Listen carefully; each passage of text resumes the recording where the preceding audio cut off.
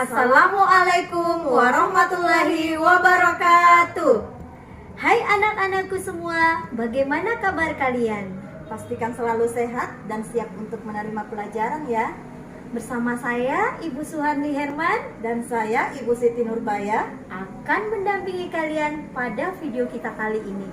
Jangan lupa like dan subscribe-nya ya. Tujuan pembelajaran kita kali ini yaitu memahami nilai-nilai yang melekat dalam unsur-unsur budaya daerah. Materinya yaitu salah satu kearifan lokal tentang Maulid Besar atau disebut Maudu Lompoa yang ada di Desa Cikuang, Kabupaten Takalar. Yuk kita simak video berikut ini. Maudu Lompoa adalah prosesi peringatan hari kelahiran Nabi Muhammad SAW yang diisi dengan berbagai kegiatan keagamaan dan budaya suku Makassar. Kegiatan ini merupakan peringatan tahunan khas suku Makassar di Kabupaten Takalar, tepatnya berpusat di Sungai Cikuang. Nah, untuk lebih jelasnya, kita simak video perbincangan berikut ya.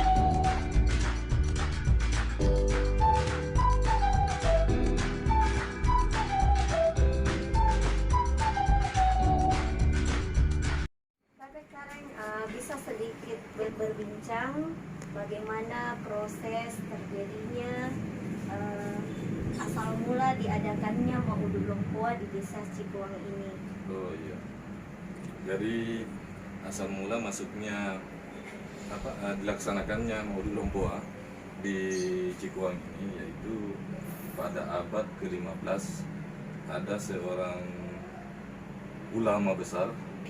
Ulama besar ini dari Arab terus singgah di Aceh terus ke sini di Makassar. Beliau bernama Sayyid Jalaluddin Al-Aidi. Beliau bernama Sayyid Jalaluddin Al-Aidi. Terus sampai di sini di Sulawesi Selatan, yaitu yang dulu dikatakan Mangkasar, itu langsung ke Kerajaan Goa. Nah, di Kerajaan Goa ini beliau menikah dengan anak dari Raja Goa. Terus di situ menyebarkan agama Islam, Terus tidak berselang lama di sana di Kerajaan Goa, beliau hijrah ke Cikuang. Beliau hijrah ke Cikuang itu tidak berjalan kaki ataupun naik kendaraan karena pada saat itu tidak ada kendaraan atau kuda. Beliau memakai sejadah terbang dari Kerajaan Goa itu keluar di Tanjung Sombaopu, Benteng Sombaopu. Beliau memakai sejadah terbang masuk di wilayah Cikuang ini, perairan Cikuang di sini. Nah, pada saat itu ada yang namanya Bunran dan Danda, penduduk asli di sini. Bunran dan Danda itu sedang memancing. Beliau sedang memancing, terus melihat dari kejauhan ombak besar. Terus sampailah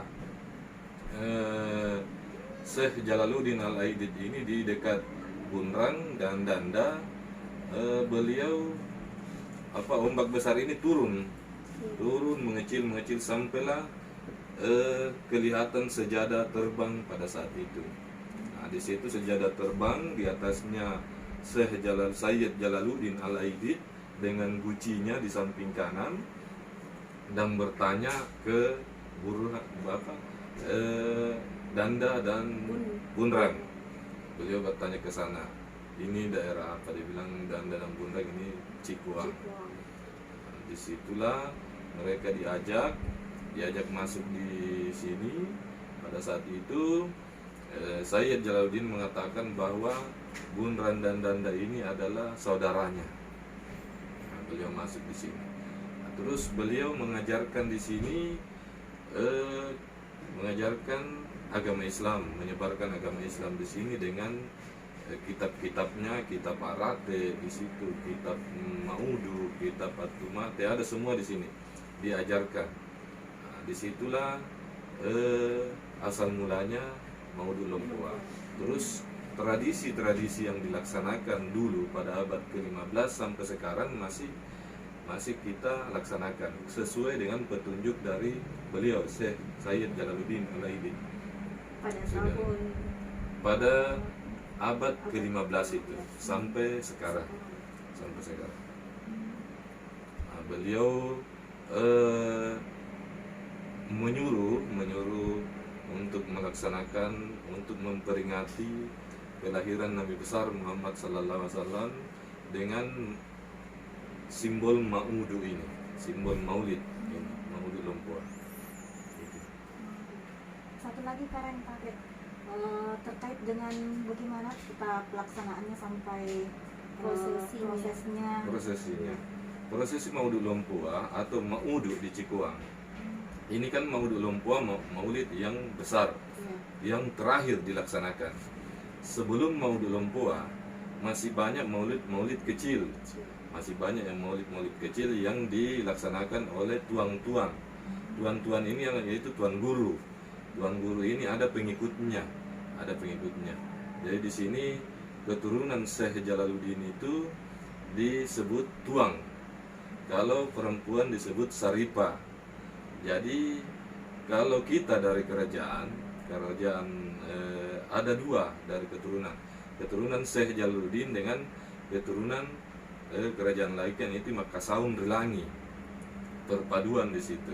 Karena anak dari Syekh Jalaluddin kawin dengan anak dari kerajaan Laikan. Nah, kami dari kerajaan Laikan itu tinggi derajatnya dari tuang. Karena di sini ada raja dengan sayyid. Jadi kita double, ada rajanya dan sayyidnya. Nah, di situ dilaksanakan. Terus ada semacam maulid kecil, terus sampailah di Maulid Lompoa. Nah, maulid kecil ini dilaksanakan pada saat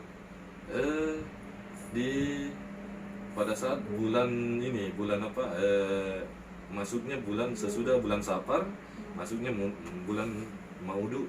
Itu yang pertama dilaksanakan sampai berapa hari terlaksana Maulid Lompoa. Nah, dalam pelaksanaannya sebelum 40 hari masuk bulan Maulid itu kita kandangkan ayam, di 40 hari dikandangkan ayamnya. Terus berasnya ditumbuk, beras yang dari padi yang sudah dari panen dari panen sawah langsung disimpan di, orang bilang Makassar bilang pamak, karena itulah yang ditumbuk karena tradisinya sampai sekarang. Terus semua yang di misalnya telur, misalnya ayamnya, terus minyaknya, untuk ini minyak kita tidak pakai minyak goreng di moli, tapi minyak yang dibikin sendiri dari kelapa. Nah, itu terus kita sterilkan ini yang di dalam ini ayam semua dari yang ini disterilkan dari najis. Karena memang perintahnya beliau harus steril. Ini kan untuk Nabi besar Muhammad sallallahu alaihi wasallam.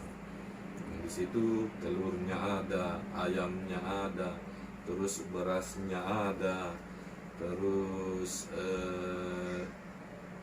semacam ada lagi masjid masih orang bilang tepa itu yang anunya. Terus ada kain-kainnya, sombalaknya di situ. Nah, disinilah dibentuk semacam baku, orang di sini bilang bakul maulid. Nah, seumpama saya di sini ada sekitar 4 orang. 4 orang itu isinya bakul itu ada 4 ayam di dalam diikat, 4 ekor ayam. Nah, diikat dengan daun pisang. Terus digabungkanlah dengan beras. Beras ini dinamakan barakah. Nah, barakah ini adalah berkah dari Nabi besar Muhammad sallallahu alaihi wasallam. Itu dinamakan barakah. Barakah ini dinamakan karena dimasak setengah matang, bukan dimasak full, dimasak setengah matang. Jadilah dinamakan barakah. Nah, di atas barakah ini ada semacam bakulnya, terus pasalulung, ada pasalulungnya itu dengan petusuk telur. Nah, itu dihiasi semua. Iya. Dihiasi semua. Tapi kalau saya perhatikan karena itu pada saat peringatannya ada seperti perahu di atas itu dihias-hias itu semacam apa itu. itu? Itu namanya julung-julung. Iya. Julung-julung ini diwajibkan bagi para raja-raja, terus para tuan-tuan yang keturunan Syekh Jalaluddin atau yang punya nasar.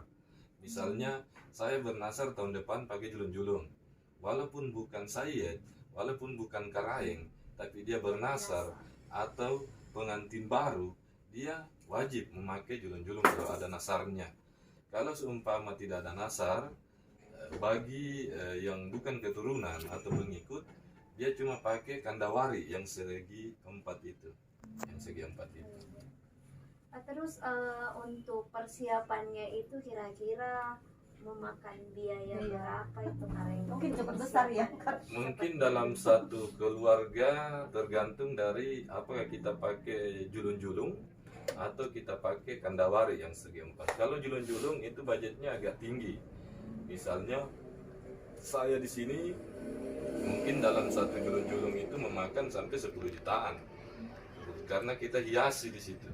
Hiasi dengan kain-kainnya semua. Terus ada sarung sutra, terus ada seperangkat alat sholat dikasih naik, terus ada semacam